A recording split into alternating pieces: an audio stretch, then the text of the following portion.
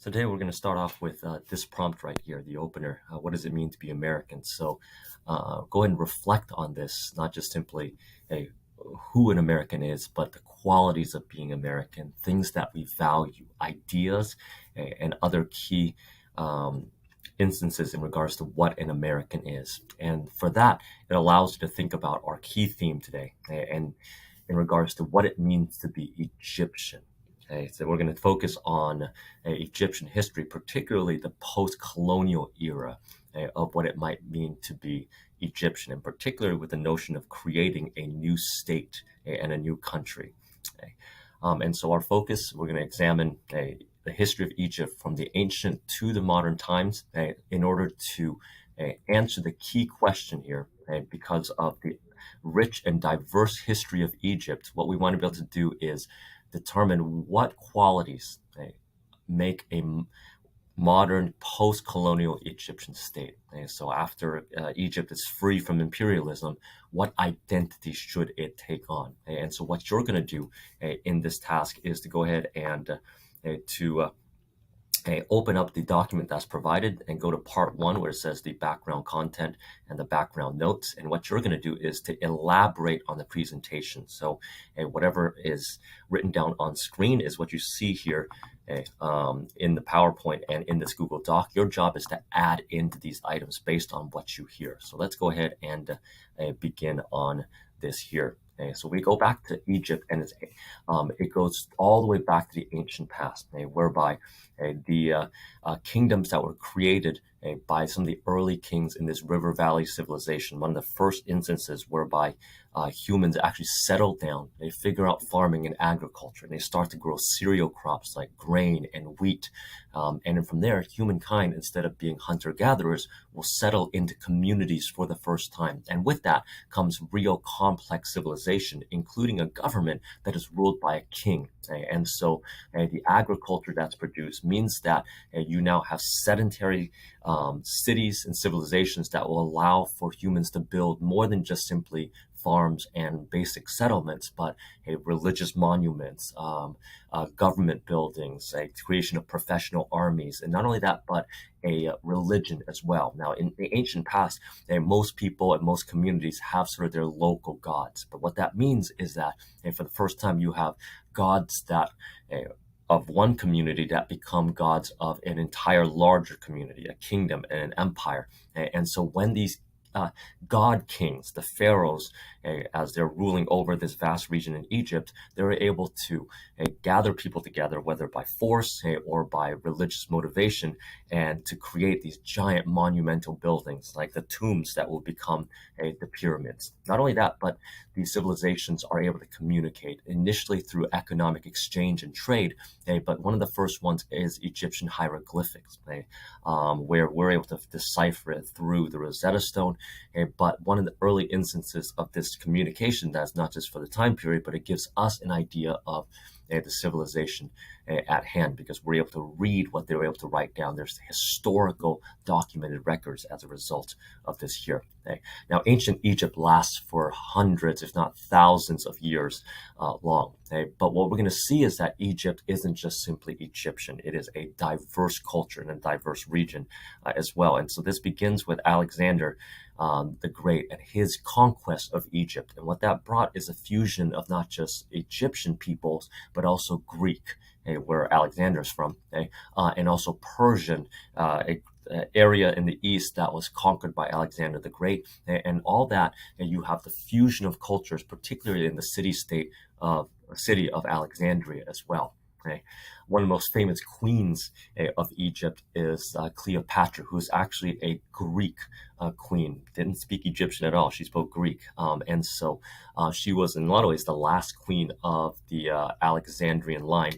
And Egypt at this point is conquered by the Roman Empire. And so what that results in is further diversity. As Egypt becomes a key part of the Roman Empire, it's the breadbasket of the Roman Empire. You see that the mummification the sarcophagus on the right-hand side of a Roman person buried in an Egyptian manner. So what that means is the fusion of Roman and particularly the Latin language, the Greek language, which is there already, okay, that is now fused into Egyptian culture as well. So again, we talk about Egypt as not just simply a monolithic, a one-person group. No, in fact, it's a diverse region from the start and from its ancient past. And to add into this, not only do you have the traditional polytheistic Egyptian gods, you have the Roman, the Greek gods as well, but also one of the first monotheistic religions, Christianity, that becomes a major part. So there's actually a Jewish minority there. Much of the early Christian church actually is based in Egypt, and some of the most influential and important people in the early Christian community actually came from Egypt, particularly the Patriarch of Alexandria, one of the key cities in Egypt at this point. Fast forward a few hundred years, and you have the rise of another monotheistic religion, and that would be Islam. And the Islamic Caliphate, starting from the Middle East and spreading into North Africa, including the conquest of Egypt, will be run and ruled by a number of caliphates, basically these religious kings who are descendants or with the successors of the Prophet Muhammad, who would govern Egypt for the next few centuries. And what they add in is the Arabic culture and also the Arabic language as well, both written and spoken. And so Egypt becomes a cultural center of the known world. Not only that, but it is also the western terminus, the endpoint of the Silk Roads as well, where you have travelers coming in from the east, bringing not just simply trade goods, trade items, but also different cultures, different ideas into cities like Alexandria and so forth. And eventually the development of the capital city at Cairo, which becomes one of the intellectual capitals of the world. And part of that intellectual growth comes from the development of religious law, where Islamic lawmakers will come in, make decisions based upon their understanding of their faith and what is known as Sharia law. This is the means of governance that rules over many of these Muslim societies, and they're going to make interpretations of law, theocratic decisions, and also theological discussions as well. So many of the key intellects are actually in Egypt interpreting Sharia law. But that doesn't mean it's wholly and completely Muslim. In fact, a part of the law that was created will create a sense of religious tolerance for both Jews and Christians. Now, many of which are treated as somewhat second-class citizens. They have to pay taxes that others do not. But there is general religious tolerance. There wasn't an eviction of Christians or Jews. In fact, they lived more or less, not always, but more or less peaceably in Muslim Egypt as well. Now, even within Islam, there's a diversity that comes about.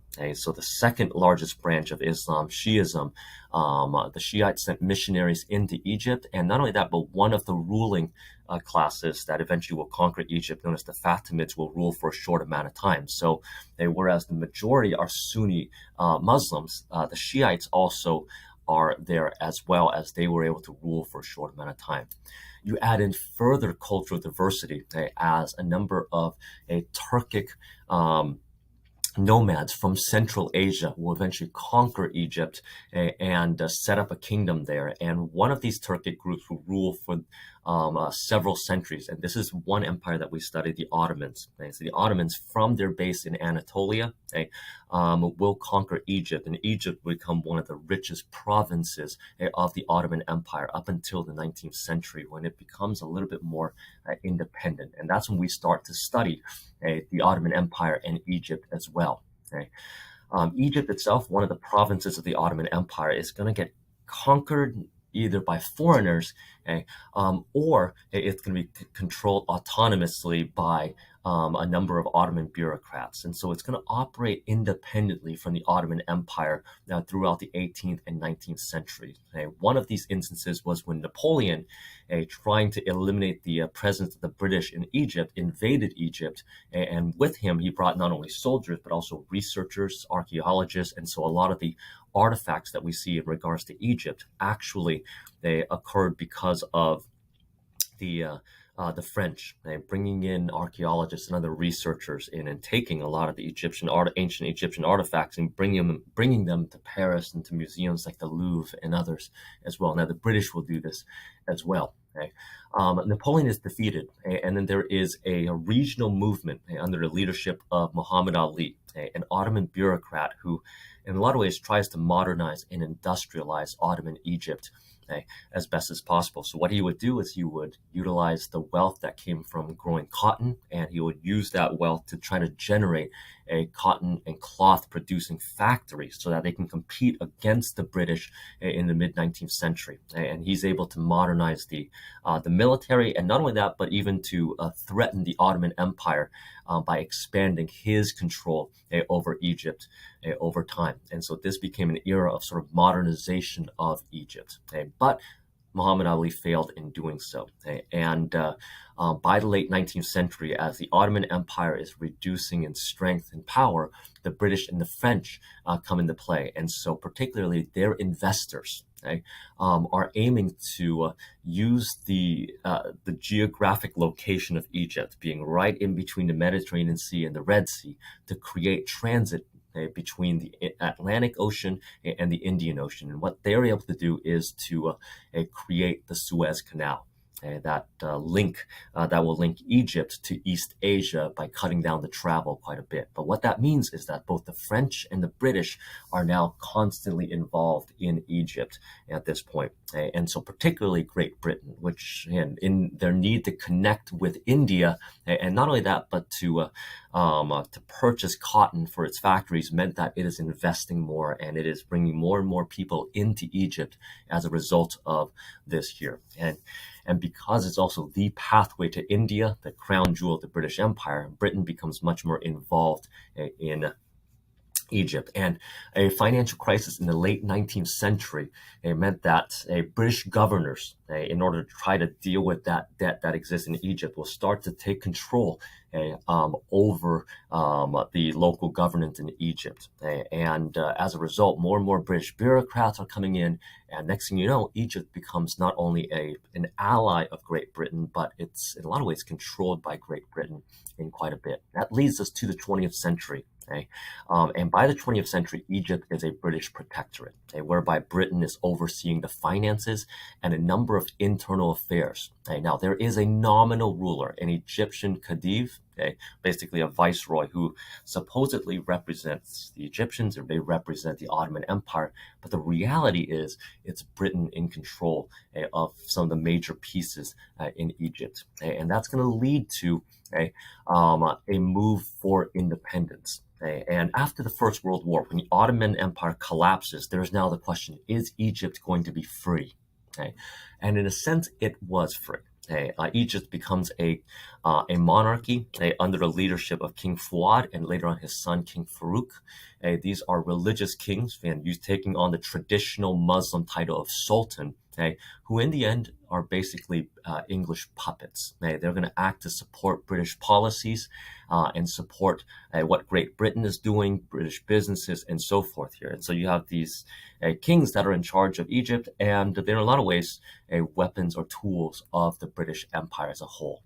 And so there are a number of grassroots movements, the most famous of which is the Waft. Also, if we can interpret it as the delegation, who are pushing for true independence, the creation of a constitution and a legislature, and for really the English to leave eventually. And their attempts to create a constitutional monarchy, to create a legislature to rule alongside King Fuad and eventually King Farouk will fail. And that's going to lead to other groups who are going to vie and say, like, look, cooperation with the British, like we're seeing in India and others, isn't working. They're promising autonomy, they're promising independence, but it really isn't occurring by any means. And so that continues throughout the 1920s and 1930s. But all this comes to a halt because Italy initially, and then eventually Nazi Germany, is going to try to invade Egypt to take the Suez Canal. And the Egyptians work alongside Britain to fight against Nazi Germany so that in the Second World War, so that it doesn't become a part of the Nazi German Empire in this case. But all the while, in the 1920s and 1930s, there are a number of groups who are vying for Egyptian independence. And once that occurs, what Egypt will look like will depend. And so basically, these are the contemporaries. These are the big names of the time period. For example, the man you see there is Eric Albana. And he and others are part of this group known as the Muslim Brotherhood, which is a contemporary group that is still in existence today and actually is part of the governing coalition in Egypt as of the early 21st century. And what they're calling for is a return to religion of the old traditional past, a return to where Sharia law, not constitutional law, not secular law, but instead to look at the tenets of the Muslim faith, and that itself will become what Egypt should be in regards to law, what women should be, how to deal with other religions, what moral code to stand by. And so they're calling for the return to Sharia law. Now, people aren't listening to them in the 1920s and 1930s, and in order to do so, they turn to things like violence and terrorism against the current Egyptian government to make their voice heard.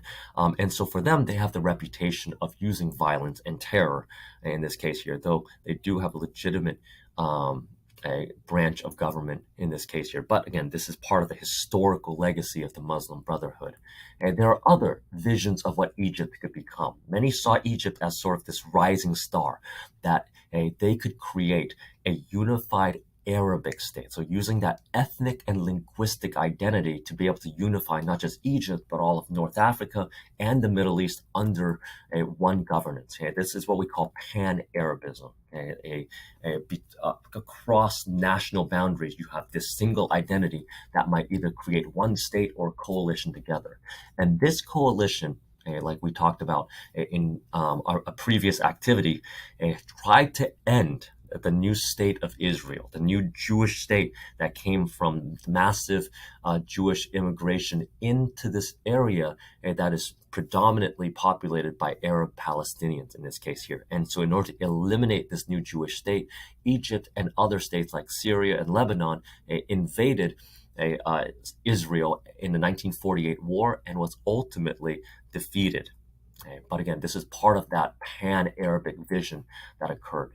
Now, the failure of the 1948 revolution of 1948 invasion led to a revolution, led by this group known as the Free Officers. Again, from that embarrassment of the 1948 war, where Egypt loses to the upstart Israelis, there is reckoning at home.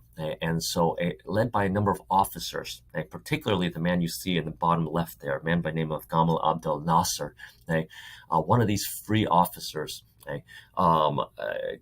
they overthrow the government in what is known as the coup d'etat. King Farouk ends up leaving on his yacht for England. And as a result of this, again, led by Nasser, a lot of ways, a man of the people, an ordinary person, no aristocratic background, someone who's risen up the ranks through his own work and his own will, becomes the new leader of Egypt. And what he's able to do is, considering everything we've discussed so far, this diverse past, he's able to now create a new Egyptian state. And so what Nasser does is he does a number of things. One, he modernizes Egypt. First by nationalizing and eventually modernizing the Suez Canal. So basically, here is this key piece of infrastructure that could garner and create all sorts of revenue. What Nasser does is that he decides he's just going to take it from the British and the French. Now, the British and the French do not like this. They end up invading Egypt to try to seize control of the canal back.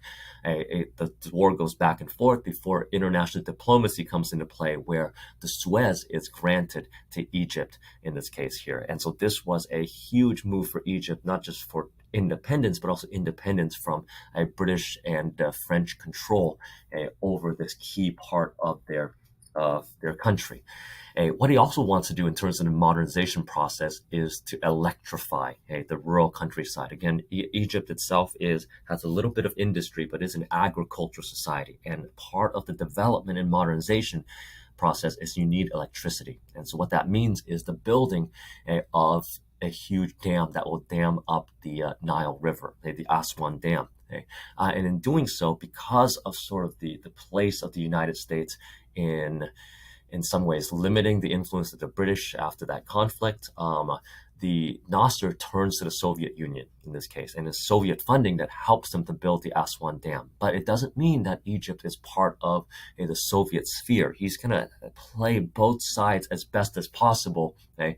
All the while trying to counter what Israel is doing. And so he's running sort of this, what we call the non-aligned movement, particularly to try to make sure that they're not aligning either with the American sphere or the Soviet sphere, and trying to generate a new modern vision of Egypt. And part of that modern vision is education, and particularly the education of peasants and also women as well. So the creation of a free education system, a land reform system that will give farmers possession of their small lands and properties, and also a minimum wage here. So it is a lot of ways a secular modernization of Egypt, unlike the religious past that we've seen here. So Nasser's vision is a little bit different, a secular vision, a diverse vision in some ways, but also one that is going to highlight the Arabic identity. Okay, so in regards of religion itself here, they had the notion of trying to create a pan-Arabic state, that with Egypt at the center, to create and join together all of North Africa and Middle East, either in a federation or in a nation state. That's what he's calling for. But it doesn't happen. He gets Syria to join in what becomes known as the United Arab Republic, at least for a few years in this case. But again, there's this vision that Egypt is beyond just simply Egyptian. It is international. It is pan-Arabic, beyond just simply Egypt itself here. So that's Nasser's vision. So it doesn't complete everything that he wants to, and it changes some of the past that we see, but it implements sort of that diversity that's there in creating and generating this secular state. Now, there are others, and what you're going to take a look at in the activity later on is to be able to look at some of the vision that is created by some of the contemporaries, some of the intellectuals of the time period. Al-Said, Tassa Hussein, and Hassan al-Banna here, all of which have diverse visions of modern Egypt. And so what you're going to do with the rest of the activity is, once you've now filled in these notes here, you're going to go to part 2, and you're going to read about each one of these authors here and then answer the questions that are provided. And what this is going to allow you to generate, and once you move to part 3, is a type of writing that will summarize all of what you've read and discussed here. So we're going to talk about Egyptian independence, but also with the context of the background that's provided. So follow the instructions that are listed, and you're going to use what we've done in the lecture and also part 2, your readings in the primary source documents, in order to generate this particular summary. So follow this and generate this outline to create a textbook outline, and then you're going to create and write a textbook piece later on using this particular outline. So instructions will be to follow.